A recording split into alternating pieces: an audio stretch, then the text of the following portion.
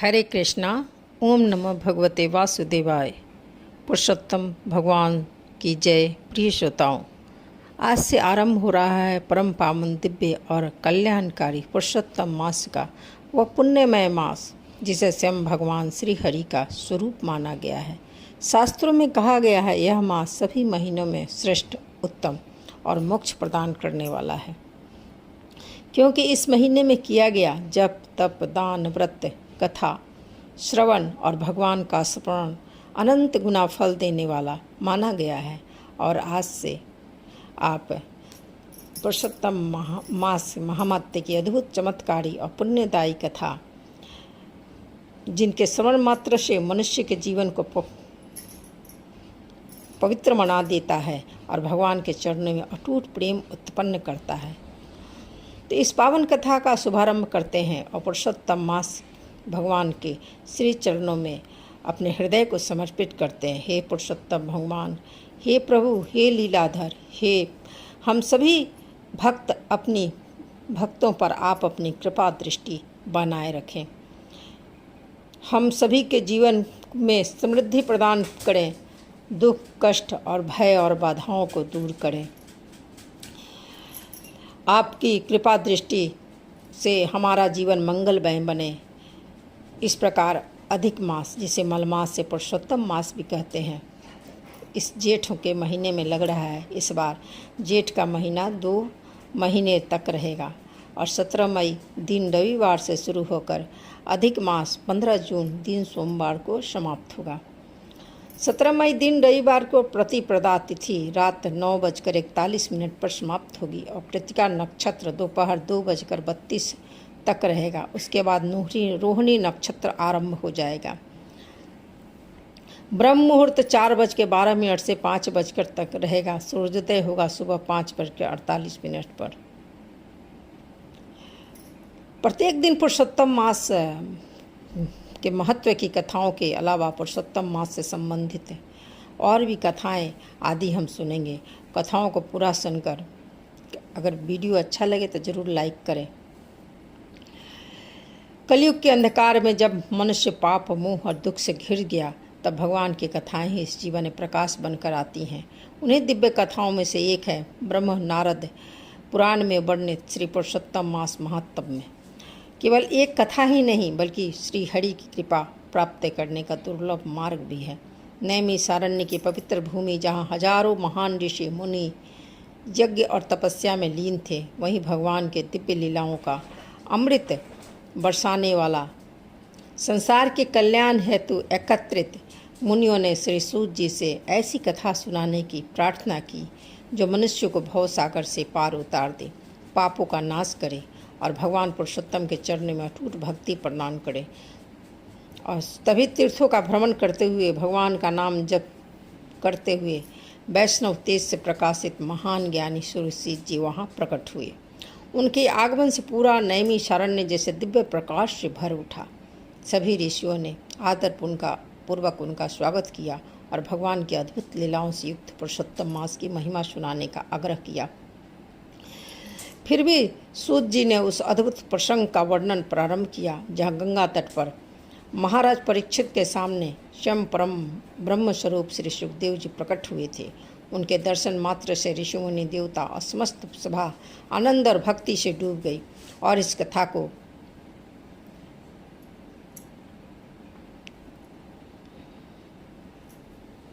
सुनने के लिए सभी भक्तजन भगवान को आदर से आप लोग नमस्कार करेंगे।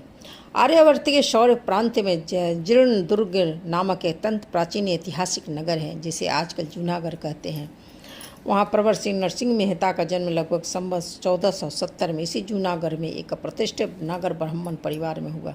कुछ लोगों का मानना है कि जूनागढ़ के पास में तलाजा नामक गांव में नरसिंह मेहता जी का जन्म हुआ था। परिवार जूनागढ़ में आकर रहा। उनकी पुष्टि मेहता जी के पद से होती है। वन माहे जय पूजनम की धूम उनके पिता का नाम था कृष्ण दामोदर दास और माता का नाम था लक्ष्मी गौरी और उनके बड़े भाई थे जिनका नाम था बंशीधर। जब नरसिंह राम मेहता जी की उम्र लगभग 5 वर्ष की थी तो उनके माता पिता का देहांत हो गया और उसके बाद नरसिंह मेहता जी का लालन पालन बड़े भाई और दादी ने किया। दादी का नाम था जय कुंवरी। नरसिंह मेहता बचपन से गूंगे थे। प्राय 8 वर्ष की उम्र तक उनका कंठ ही नहीं खुला, एक शब्द उनके मुंह से नहीं निकला, इसलिए अक्सर लोग उन्हें गूंगा ही कहकर बुलाते थे लोग। इस बात से दादी जय कुंवरी जी को बड़ा दुख होता था और बराबर वह चिंता में लगी रहती थी कि मेरे पौत्र की जुबान कैसे खुलेगी। लेकिन मुख को दादी राजकुमारी जी को विश्वास था कि भगवान ही उसे, जो गूंगा है उसे वाचाल बनाते हैं और जो लंगड़ा है उसमें गिरवर को लांघने की शक्ति देते हैं, ऐसा विश्वास था उनका।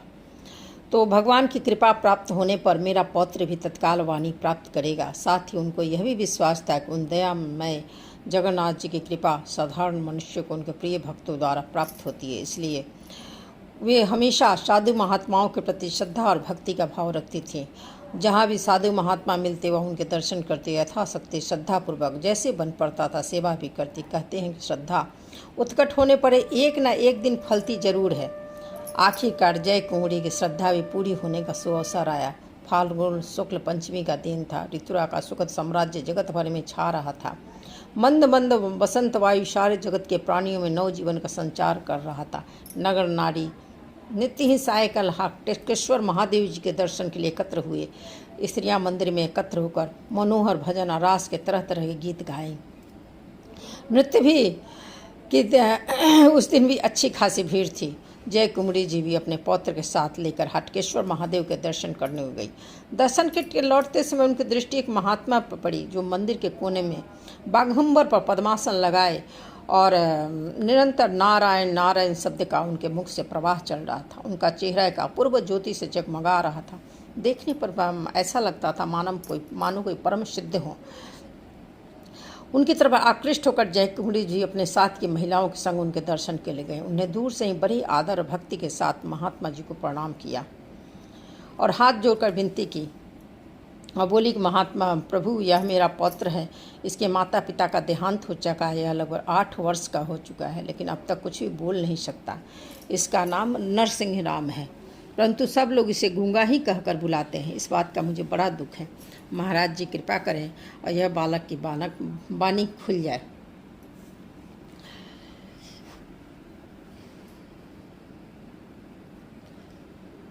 महात्मा जी दैवी शक्ति से संपन्न थे और मानो उन वृद्धा की मनोकामना पूरी करने के लिए ही ईश्वर द्वारा प्रेरित होकर वहाँ पर आए थे। अब उन्होंने बालक को अपने पास बैठाया और उसे एक बार बड़े ध्यान से देखा और कहा, यह बालक तो भगवान का बड़ा भारी भक्त होगा। ऐसा कहकर उन्होंने अपने कमंडल से थोड़ा सा जल लेकर मार्जन किया और बालक के कान में फूंक देकर कहा, बच्चा कहो राधे कृष्ण राधे कृष्ण। बस महात्मा की कृपा से जन्म से गूंगे वह बच्चा राधे कृष्ण कहने लगा। उपस्थित सभी में मनुष्य आश्चर्यचकित रह गए।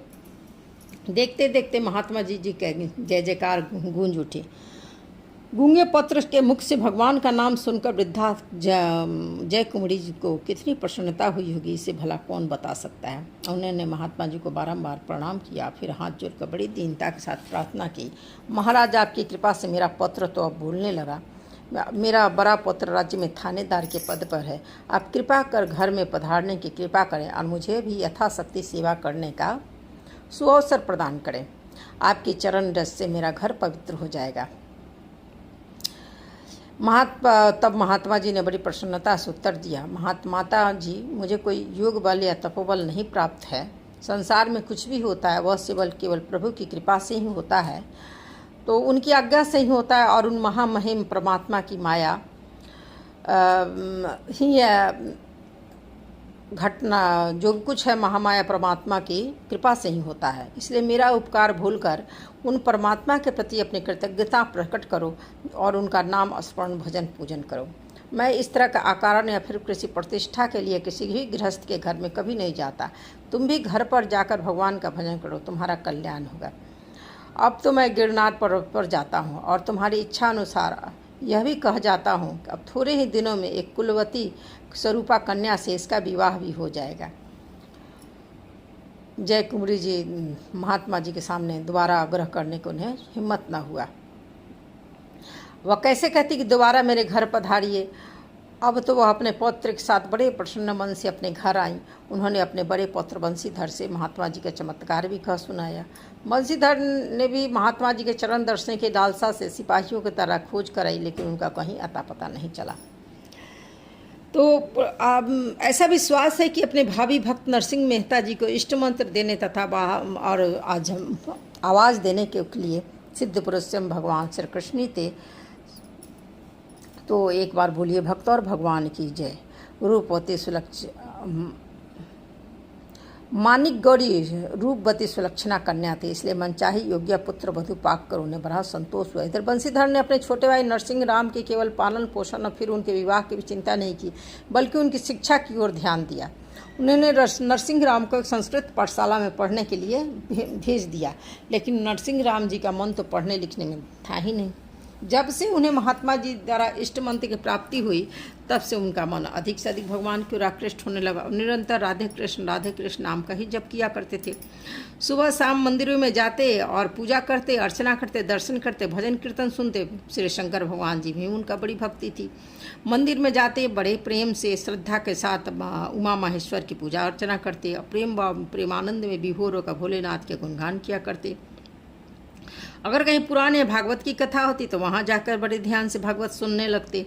द्वारिका आने वाले साधु महात्मा जब अपने गांव में आते तो उनके दर्शन करते और उनकी सेवा करते। कीर्तन होता तो स्वयं भी उनके साथ भजन के पद गाते, करताल बजाते और कभी नृत्य भी करने लगते। तो अगर कभी रास मंडली गांव में आ जाए तब तो उनके आनंद का कोई ठिकाना ही न रहता। नित्य ही रासलीला देखा करते। श्री राधा, श्री ललिता आदि सखियों और ब्रज के अन्य गोपियों के भागवत प्रेम को देखकर इतने तल्लीन हो जाते कि उन्हें अपने शरीर की शुद्ध भी नहीं रहती।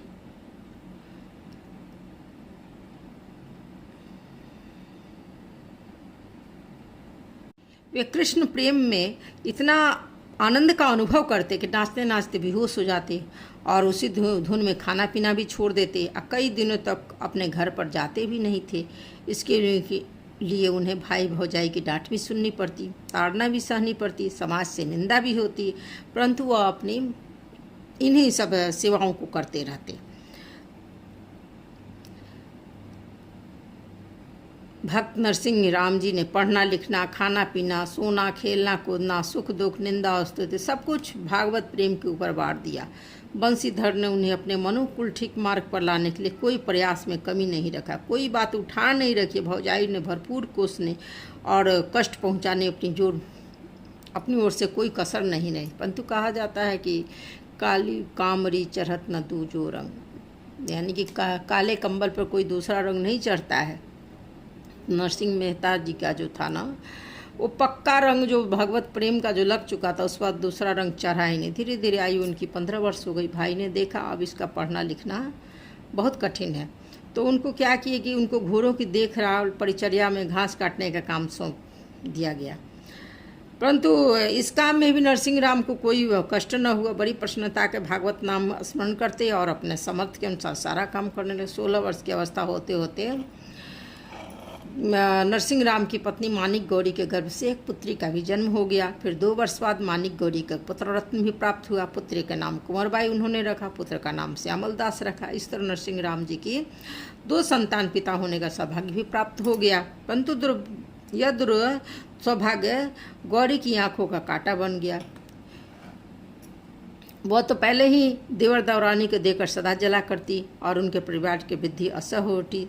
दोनों भक्त दंपत्ति हालांकि सेवा सेविका के तरह दिन रात घर के सारे छोटे बड़े काम किया करते थे, फिर भी गौरी यही समझती कि लोग मुफ्त में बैठकर खाना खा रहे हैं, दिन भर उनका खर्चा ही बढ़ता जा रहा है, इसलिए वो नित्य उनके कामों बिना वजह की दोष निकालने लगी और इतना घर में कलह होने लगा कि और कोई उन्होंने कूड़ कसर नहीं छोड़ा भक्त दंपत्ति को सताने में।